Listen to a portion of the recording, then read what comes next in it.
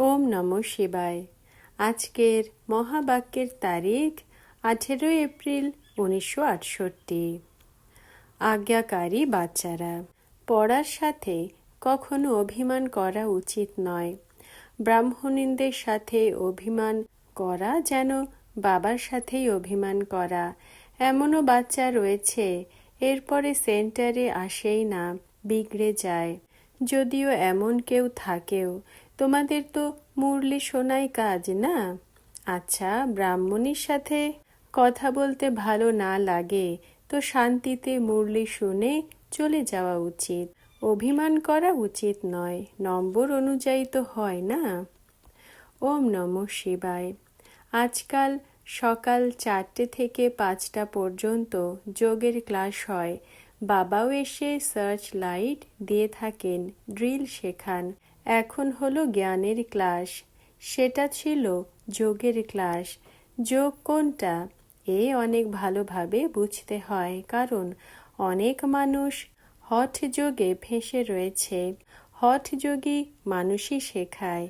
হলো রাজযোগ, যা পরমাত্মা শেখান। কারণ রাজা তো কোনো নেই যে রাজযোগ শেখাবে। হলো ভগবান ভগবতী। রাজযোগ শিখে তখনই ভবিষ্যতে ভগবান ভগবতী হয়। এটা হলোই পুরুষোত্তম সঙ্গম যুগ, পুরনো আর নতুন দুনিয়ার মাঝে। পুরনো মনুষ্য, নতুন দেবতারা। এই সময় সব মনুষ্য হলো পুরনো। পুনর্জন্ম নিতে নিতে এসে পুরনো হয়েছে। নতুন দুনিয়াতে নতুন আত্মারা, নতুন দেবতারা হয়। সেখানে মনুষ্য বলা হবে না, যদিও হলো মানুষ, কিন্তু দৈবিক গুণ সম্পন্ন। এই জন্য দেবী দেবতা বলা হয়। পবিত্রও থাকে। বাবা বাচ্চাদের বোঝান, কাম হলো মহাশত্রু। এই রাবণের প্রথম ভূত। কামী মনুষ্য অনেক রয়েছে না। কেউ অনেক ক্রোধ করে তো বলা হয়, কুকুরের মতো ভৌ ভৌ কেন করছো?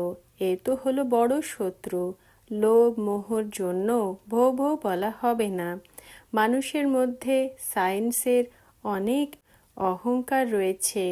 তারা কত ক্রোধী হয়, অনেক লোকসানকারী। কামের ভূত আদি মধ্য অন্ত দুঃখ দিয়ে থাকে। একে অপরের ওপরে কাম কাটারি চালায় না। কথা বুঝে এরপর অন্যদের বোঝাতে হয়। তোমরা ছাড়া বাবার থেকে বর্ষা নেওয়ার সত্য রাস্তা তো কেউ বলতে পারে না। তোমরা বাচ্চারাই বলতে পারো। অসীম জগতের বাবার থেকে এত বড় বর্ষা কি করে মেলে? যে কাউকে বোঝাতে পারে না, সে নিশ্চয়ই পড়ার উপরে ধ্যান দেয় না। বুদ্ধিযোগ অন্য কোথাও দৌড়ে বেড়ায়। যুদ্ধের ময়দান, তাই না? এমন কেউ মনে করো না যে সহজ কথা। ঝড় ঝাপটা মনের বিকল্প অনেক অনেক না চাইতেও আসবে। এতে মূর্ছিত হইও না। যোগ বলের দ্বারাই মায়া ছুটে পালাবে। এতে পুরুষার্থ অনেক রয়েছে। কাজকর্ম করে কত ক্লান্ত হয়ে যায়, কারণ দেহ অভিমানে থাকে। দেহ অভিমানের কারণে অনেক কথাবার্তা বলতে হয়। বাবা বলেন, দেহি অভিমানী হও। দেহি অভিমানী হলে যা বাবা বোঝান তা অন্যদেরও বোঝাতে পারবে। নিজেকে আত্মা মনে করে বাবাকে স্মরণ করো, বাবার শিক্ষাই দেবে।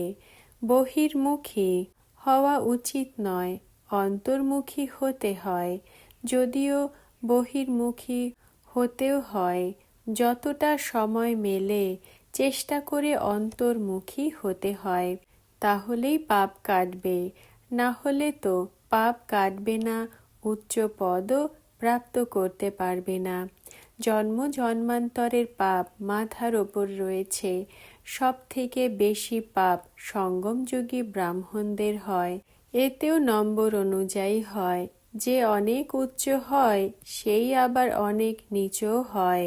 তাদেরই আবার ভিখারি হতে হয়, এরপর প্রিন্স হতে হয়। প্রিন্সই বেগার হয়। ভালোভাবে ড্রামাকে বুঝতে হবে। যে প্রথমে এসেছে সেই আবারও শেষের দিকেও আসবে। যে প্রথমে পাবন হয় সেই প্রথমে পতিত হয়। বাবা বলেন, আমিও আসি এর অনেক জন্মের অন্তে, তাও যখন বানপ্রস্থ অবস্থা হয়। এই সময় ছোট বড় সবাই বানপ্রস্থ অবস্থাতে রয়েছে। বাবার জন্য গায়নও রয়েছে যে সবার সদ্গতি দাতা। তা হয়েই থাকে পুরুষোত্তম সঙ্গম যুগে। এই পুরুষোত্তম সঙ্গম যুগও স্মরণ করতে হয়। যেমন মনুষ্যদের কলিযুগ স্মরণ থাকে, সঙ্গম যুগ শুধুমাত্র তোমাদের স্মরণে রয়েছে। তোমাদের মধ্যেও নম্বর অনুযায়ী যে সার্ভিসে থাকে, অনেকের নিজের ব্যবসাপাতি স্মরণে থাকে। বহির্মুখিতাতে না থাকলে ধারণাও হবে। একটা গীতও শুনেছ না, অন্তকালে যে স্ত্রীকে স্মরণ করে। যেসব গীত ভালো ভালো রয়েছে, যার জ্ঞানের সাথে কানেকশন রয়েছে, তা রাখা উচিত। যেমন ছি ছি দুনিয়া থেকে যেতেই হয়। দ্বিতীয় হলো নয়নহীনকে পথ দেখাও প্রভু। গীত তো মানুষই বানিয়েছে।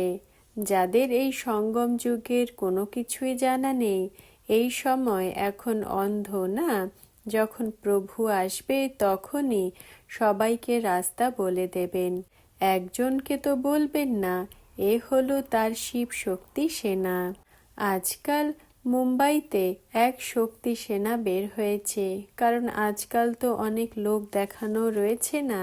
আগে তো গয়নাও সব আসল ছিল, এরপর যখন দাম বেড়ে গেল তো নকল গয়না আদিও এমনই বের হয়েছে যে আসল সোনার থেকেও বেশি চমক দেয়। তেমনি এরাও মিথ্যা যোগের বের হয়েছে। তারা হলো হঠ যোগী। রাজযোগ তো ভগবান ছাড়া কেউ শেখাতে পারে না। ভগবানের তো নিজের শরীরই নেই, তিনি হলেনই নিরাকার। বাকি যে সব রয়েছে সব হলো শরীরধারী। উঁচুর থেকে উঁচু তো একই বাবা তোমাদের পড়ান, এটা তোমরাই জানো। তোমাদের মধ্যেও নম্বর অনুযায়ী রয়েছে। যাদের শিক্ষা দেওয়ারও বুদ্ধি থাকে, ওয়ার্নিং দেওয়া উচিত, বড় বড় খবরের কাগজে দেওয়া উচিত। মানুষ যে যোগ শেখায় তা হলো হঠ যোগ। রাজযোগ একই পরমপিতা পরমাত্মা বাবা শেখান, যার দ্বারা মুক্তি, জীবন মুক্তি দুই মেলে। হঠ যোগের দ্বারা কিছুই মেলে না। এই হঠ যোগ তো পরম্পরা ধরে চলে এসেছে, এ হলো পুরনো। এই রাজযোগ শুধুমাত্র সঙ্গম যুগেই বাবা শেখান। বাবা বুঝিয়েছিলেন, ভাষণ যখন করো তো টপিকস বের করা উচিত, কিন্তু এমন করে না। শ্রীমতে খুব অল্পই রয়েছে যারা চলে। প্রথমে পয়েন্টস লেখো, এরপর রিপিট করো তো স্মরণে থাকবে, এরপর পাক্কা করো। মনে করে ভাষণ করতে হবে। তোমরা তো পড়ে শোনাবে না, বিচার সাগর মন্থন করে ভাষণ করলে তাতে শক্তি থাকবে। আর নিজেকে আত্মা মনে করো, আমি ভাইদের শোনাই, এমন মনে করলেও শক্তি থাকবে। এ তো অনেকই উচ্চ গন্তব্য। পানের বেড়া উঠানো কোনো মাসির ঘর নয়। যতটা তোমরা শক্তিশালী হবে ততটাই মায়ার আক্রমণ হবে। হনুমানও শক্তিশালী ছিল না, তাই তো বলেছিল যে রাবণও যদি আমাকে হেলাতে পারে তো দেখাক। এটা স্থূল কথা নয়। ওই শাস্ত্রতে তো সব দন্ত কথা রয়েছে। এই কান যা বাবার জ্ঞান শুনতো, তা দন্ত কথা শুনে শুনে একদম পাথর বুদ্ধির হয়ে গেছে। অন্ধ শ্রদ্ধার ভক্তিমার্গে কত দুর্দশা হয়ে গেছে। সময়, সংকল্প, স্বাস্থ্য আর পয়সাও হারিয়েছ। সিঁড়ি নিচে নামতেই থেকেছে। 84 জন্মের কাহিনী না? যেই ভক্তি করেছে নিচে নামতেই থেকেছে। এখন বাবা উপরে চড়া শেখান। এখন তোমাদের উন্নতির কলা। বুদ্ধিযোগ বাবার সাথে যদি না লাগাও তো নিশ্চয়ই নিচেই নামতে থাকবে। বাবাকে স্মরণ করো তো উপরে চড়ো, পরিশ্রম রয়েছে। অনেক বাচ্চা গাফিলতি করে ব্যবসা আদিতে। বাবা বর্ষা আর পড়া সব ভুলে যায়। মায়া তুফানে নিয়ে আসে, অমুকে এমন, এটা করে, এই ব্রাহ্মণী এমন, এর মধ্যে এই অবগুণ রয়েছে, এতে তোমাদের কি এসে যায়? সর্বগুণ সম্পন্ন তো এখন কেউ হয়নি। কারোই অবগুণ দেখো না, গুণই গ্রহণ করতে হবে। অবগুণ দেখো তো মুখই ঘুরিয়ে দাও, মুরলি তো চলে না। এটা শুনে ধারণ করতে থাকতে হবে, বুদ্ধি দ্বারা বুঝতে হবে। বাবার কথা হলো একদমই ঠিক। যাতে মন লাগে না তা ছেড়ে দেওয়া উচিত। পড়ার উপরে কখনো অভিমান করা উচিত নয়। ব্রাহ্মণের সাথে অভিমান অর্থাৎ বাবার সাথেও অভিমান। এমনও বাচ্চারা রয়েছে এরপর সেন্টারে আসেই না, বিগড়ে যায়। যদিও কেউ এমনও রয়েছে, তোমাদের তো মুরলি শোনার কাজ না, মুরলি যা শোনো তার থেকে ভালো ভালো পয়েন্টস ধারণা করতে হয়। আচ্ছা, ব্রাহ্মণের সাথে কথা বলতে ভালো লাগে না তো শান্তিতে মুরলি শুনে চলে যাওয়া উচিত, অভিমান করা উচিত নয়। আমরা এখানে আসবো না এমন নয়, নম্বর অনুযায়ী তো হয় না। স্কুলে টিচারের ওপরে স্টুডেন্ট যদি বিগড়ে যায় তো নিজেদের মধ্যে মিলে তাকে ভাগিয়ে দেয়। স্টুডেন্টস টিচারের সাথে কেউ যদি খুশি না থাকে তো অ্যাপ্লিকেশন করে বদলি করিয়ে দেয়। এখানে তো এই কথা নেই, কেউই বদলি করাতে পারে না। এটাও ভালো যে সকালে তোমরা স্মরণে বসো, বাবা এসে সার্চ লাইট দিয়ে থাকেন। ব্রহ্মা বাবা নিজের অনুভবও বলে থাকেন। যখন বসেন তো অনন্য যে বাচ্চা রয়েছে সে প্রথমে স্মরণ আসে। সে যেখানেই থাকুক, বিদেশে বা মুম্বাইতে বা কলকাতাতে, অনন্য বাচ্চাদের স্মরণ করে তাদের সার্চ লাইট দিয়ে থাকেন। বাচ্চা তো অনেক রয়েছে, এখানেও রয়েছে, কিন্তু স্মরণ তাকেই করা হয় যে ভালো সার্ভিস করে। যদিও সে এখানে নেই, যেমন কিছু আত্মারা চলে গেছে, তাও তাদের আত্মাকে স্মরণ করা হয়। অনেক সার্ভিস করে গেছে না, রয়েছে তো নিশ্চয় এখানকারই কোনো ঘরে, তো তাদেরও বাবা স্মরণ করে সার্চ লাইট দিয়ে থাকেন। আত্মার কথা না, সেখানেও যে অনেক ভালো সার্ভিস করে তাকেও স্মরণ করা হয়। বাবা জানেন এও আমারই বাচ্চা যে অনেক ভালো সার্ভিস করে, আর এ তো অনেক ঝামেলা করে, এ লোভে রয়েছে, এ মোহতে রয়েছে, কেউ ক্রোধে রয়েছে। বাবা বলেছেন এখানে সার্চ লাইটও 2 দিয়ে থাকে, কারণ 2 ইঞ্জিন রয়েছে না। এও এতটা উচ্চ পদ প্রাপ্ত করে তো শক্তি তো হবে না। যদিও বাবা বলেন যে সব সময় মনে করো শিব বাবাই পড়ান, তো তাকে স্মরণই থাকবে। বাকি এ তো বোঝো না যে এখানে 2টো বাতি রয়েছে, আর তো কারো মধ্যে 2টো বাতি নেই। এই জন্য এখানে 2 বাতির সম্মুখে আসে তো রিফ্রেশ ভালো হয়। টাইমও সকালের হলো অনেক ভালো। স্নান আদি করে তো একান্তে সকালে ওপরের কোঠিতে চলে যাওয়া উচিত। বাবা কোঠি বানিয়েছেন এই জন্য। একান্তে গিয়ে বসো, পায়ে হেঁটে চলো। পাদ্রীরাও একদম সাইলেন্সে যায়, কাউকে দেখবেও না। কেউ দেখেও থাকে, সবাই তো এক সমান হয় না। তারা তো একদম সাইলেন্সে পায়ে হেঁটে যায়। নিশ্চয়ই ক্রাইস্টকেই স্মরণ করতে থাকবে। গডকে তো জানেই না। যদি গডকে স্মরণ করে তো শিবলিঙ্গ বুদ্ধিতে হবে, নিজেরই আনন্দে যায়, তো তাদের থেকেও গুণ ওঠাতে হয়।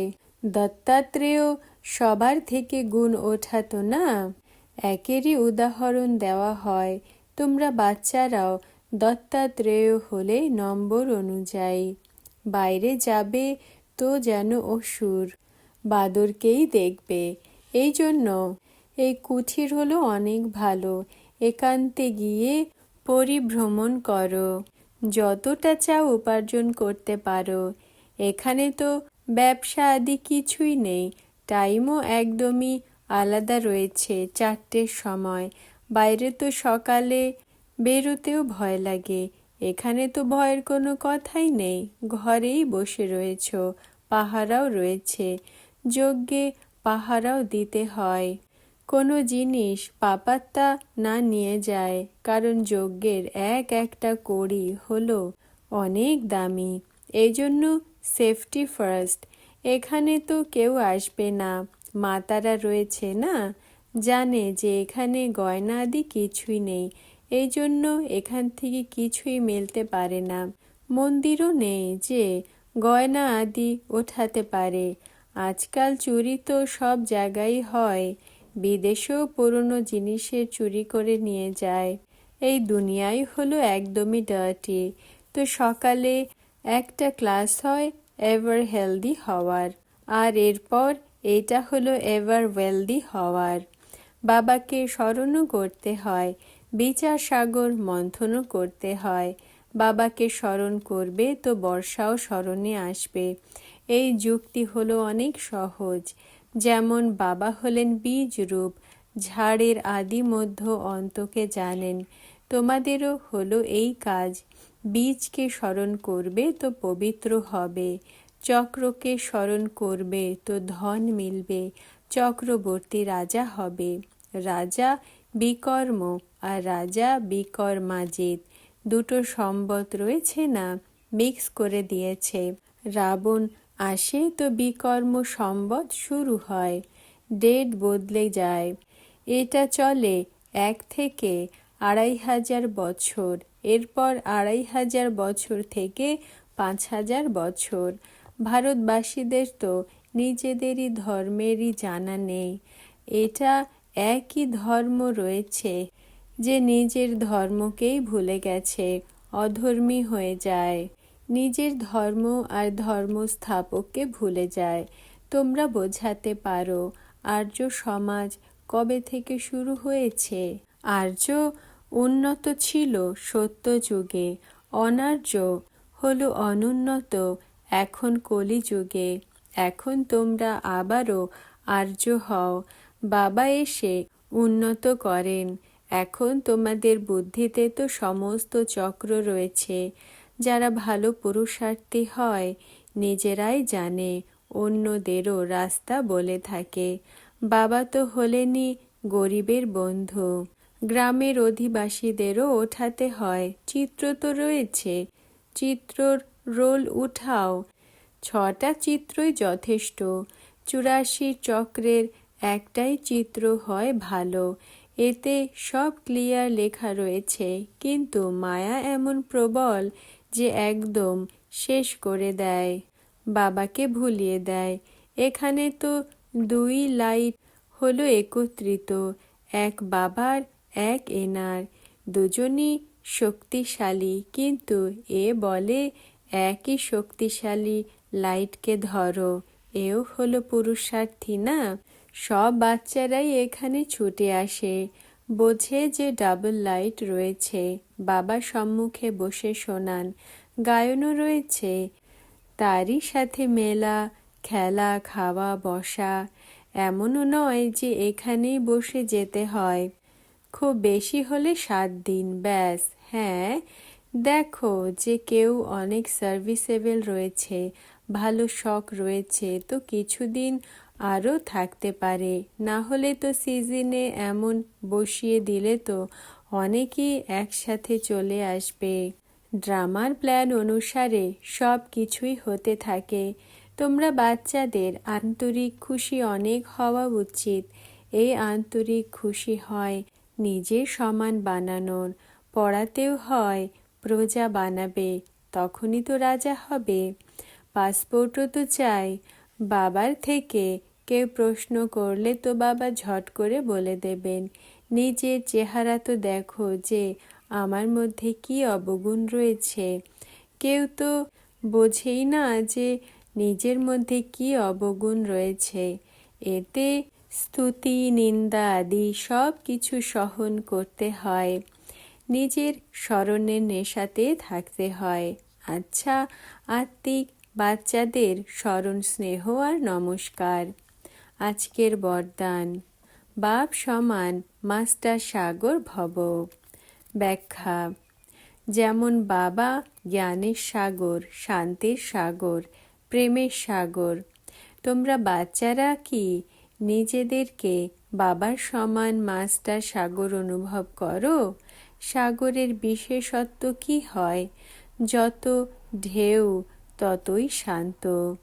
কিন্তু একই সময়ে দুই বিশেষত্বই থাকে।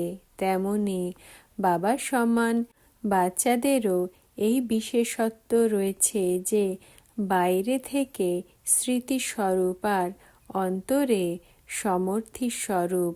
দুয়েরই একসাথে যেন ব্যালেন্স হয়। ওম নমঃ শিবায়।